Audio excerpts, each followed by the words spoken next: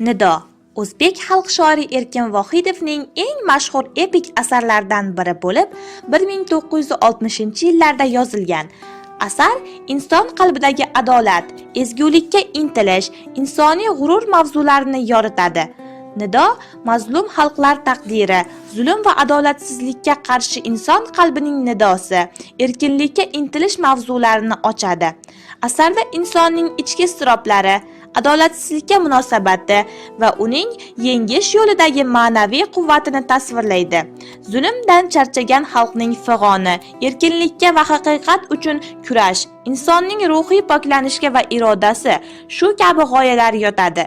Erkin Vohidov ijodidagi falsafiy lirik ruhni to'la nishonlaydigan asarlardandir.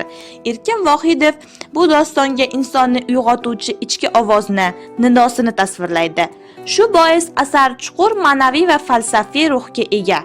Nido Erkin Vohidovning ijodiy puxtalik bosqichini belgilaydigan muhim asar bo'lib, o'zbek shoirligida inson qalbi va ruhiyatini yangi falsafiy nigohda yoritgan kitob sifatida e'tirof etilgan.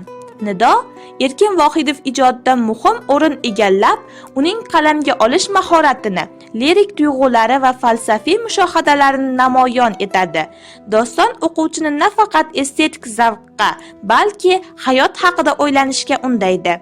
Asar qahramonlari orqali muallif odamning qalbidagi qichqiriqni, uning haqiqat izlash yo'lidagi o'tkir kechinmalarni ko'rsatadi. Nido dostoni inson ruhi va jamiyat orasida kurashni aks ettirgan, haqiqat, adolat, ma'naviy mavzularni o'rtaga qo'ygan, o'quvchini o'yga soluvchi falsafiy asardir.